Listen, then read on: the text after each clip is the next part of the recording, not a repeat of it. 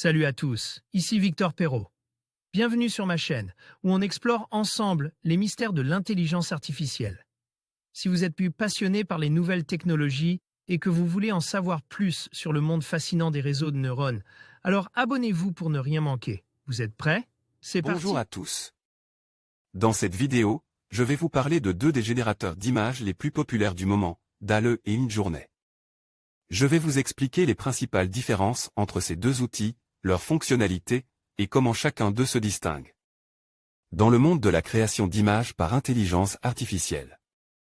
Que vous soyez un artiste, un designer ou simplement curieux, cette comparaison vous aidera à mieux comprendre lequel de ces générateurs pourrait répondre à vos besoins. Alors, restez avec moi pour plonger dans l'univers fascinant de DALL-E et Midjourney. DALL-E et Midjourney sont les deux outils phares de la génération d'images par intelligence artificielle, même s'ils ne sont pas les seuls. Le premier, développé par OpenAI, est apparu en janvier 2021 pour sa première version, tandis que Midjourney, issu d'un laboratoire de recherche indépendant, a été dévoilé dans sa V1 en janvier 2022. Mais qu'est-ce qui différencie ces deux outils? Comment fonctionnent-ils? Quels sont leurs prix? Dans cet article, nous avons tenté de comparer ces deux IA, mais ce n'est pas forcément chose facile, tant leurs capacités semblent être à des stades d'avancement différents. À qui appartiennent DALL-E et Midjourney? DALL-E est le générateur d'images par IA des OpenAI, société éditrice de ChatGPT, son penchant textuel. Sa première version a été révélée le 5 janvier 2021.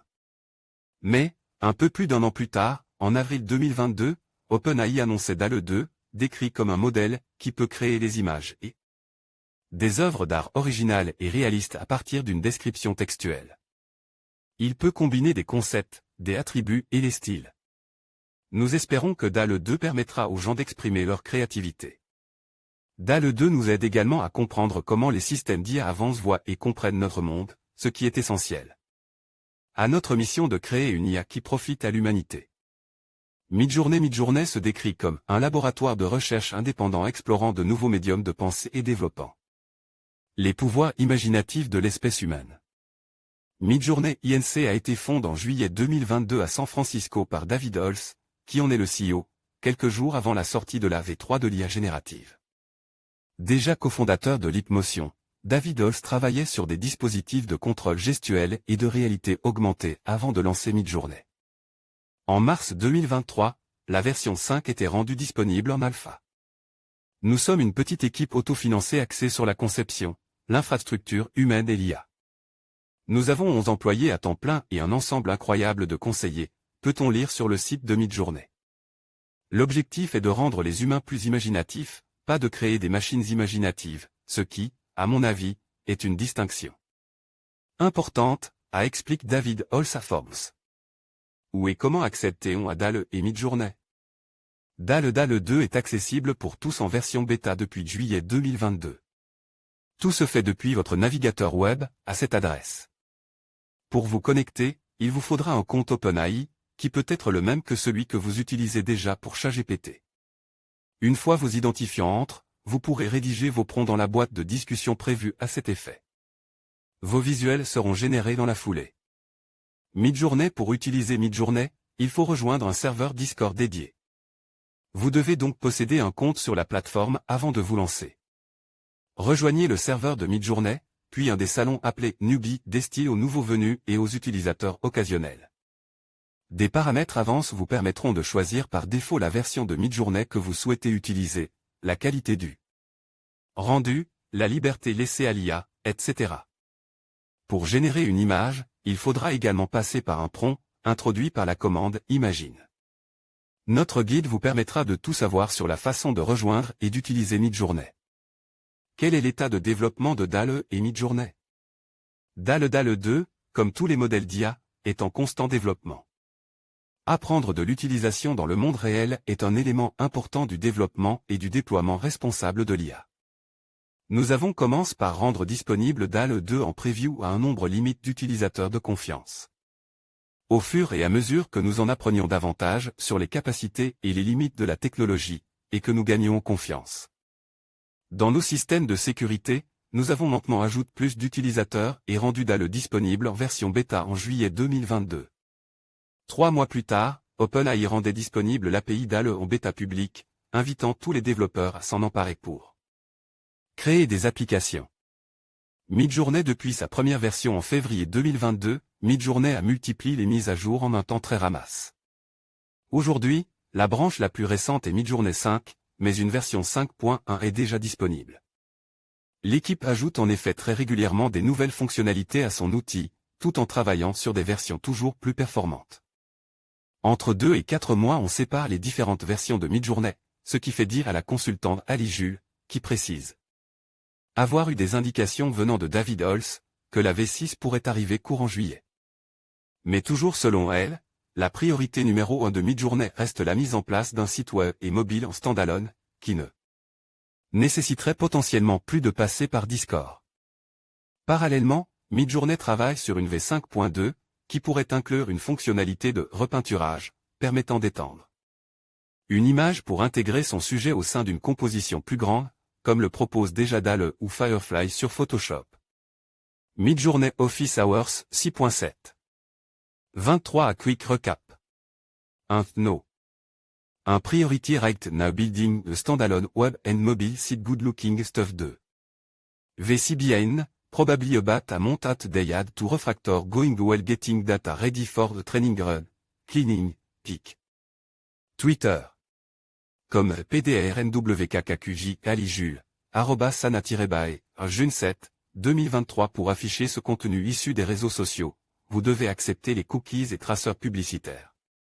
Ces cookies et traceurs permettent à nos partenaires de vous proposer des publicités et des contenus personnalisés en fonction de votre navigation, de votre profil et de vos centres d'intérêt. Plus d'infos.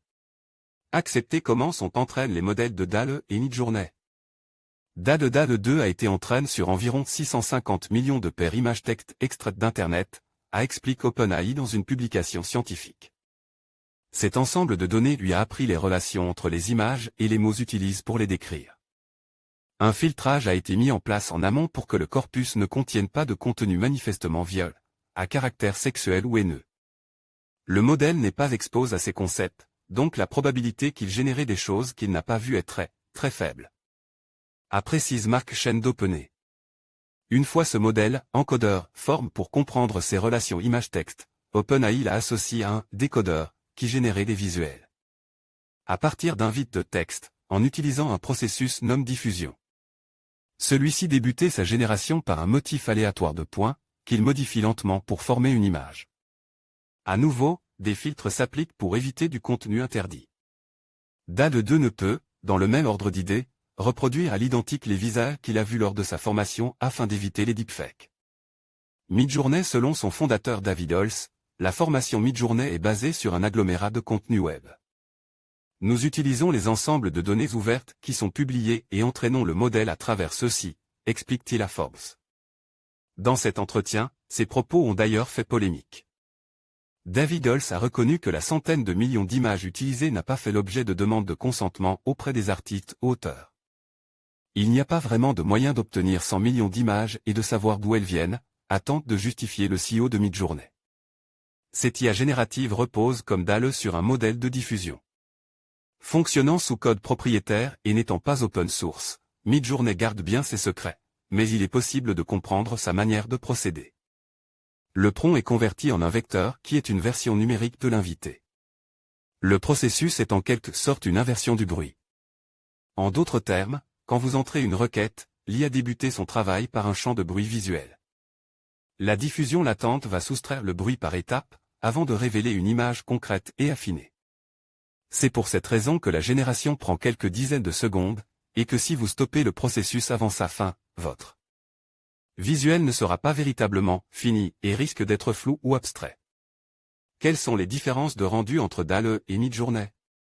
Afin d'expérimenter DALL-E 2 et Midjourney V5, nous avons rédigé deux prompts, que nous avons à chaque fois copiés et collés dans chacun des deux outils. Avec la même requête, quels sont les résultats proposés par ces deux IA génératives? Nous avons fait l'expérience, mais gardez en tête que les deux outils sont à des stades différents d'entraînement et de développement. Ce comparatif n'en est donc pas vraiment un. Il permet néanmoins d'avoir une idée des capacités de ces deux IA.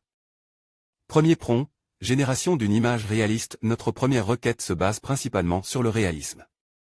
Nous avons rédigé le prompt suivant, Hiking Trail in the Forest During Sunrise with Deer, Ultra Realistic View, Ultra Detailed. 4K, ou en français un chemin de randonnée dans la forêt pendant le lever de soleil avec des cerfs, vue ultra réaliste, ultra détaillée, en 4K. Voici les résultats pour DALL-E, voici les résultats pour Midjourney. Grâce à ce premier exemple, l'avance de Midjourney sur DALL-E est évidente sur des points comme le réalisme et les details. On note que DALL-E semble avoir du mal à générer proprement nos cerfs qui possèdent de nombreuses imperfections. Le réalisme, notamment du point de vue de la photographie et des lumières, est aussi plus poutre sur Midjourney. Il est toutefois important de noter que Bing Image Creator, qui s'appuie sur une version avancée de DALL-E, semble proposer des résultats plus probants. L'IA génératrice d'images d'OpenAI en a donc sous le capot. Voici un exemple généré avec la version de DALL-E utilisée par Bing Image Creator. Deuxième prompt, génération d'une image stylisée dans un second temps, nous avons rédigé un prompt demandant une image dans un style particulier, le pixel art. Nous avons ajouté une petite précision, que ce pixel art se rapproche le plus possible de ce qui se faisait à l'époque des consoles 16 bits, comme la Super Nintendo ou la Mega Drive. Voici notre prompt, Hip-Hop Group Posing in the Street, 16 bits pixel art style, ou en français, des membres d'un groupe de hip-hop posant dans la rue, dans un style pixel art 16 bits. Les résultats pour DALL-E sont les suivants, voici les résultats pour Midjourney. Ici, on remarque que la consigne a peut-être été trop peu respectée du code de DALL-E, qui a généré des images dans un style plus proche du 8 bits que du 16. L'IA d'OpenAI a également été moins créative que Midjourney, qui a mieux pris en compte la consigne, dans la rue, que son concurrent. DALL-E. La génération d'images avec DALL-E 2 passe par l'achat de crédits.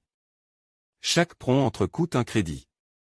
L'offre proposée par OpenAI est de $15 pour 115 crédits et les tarifs ne sont pas dégressifs.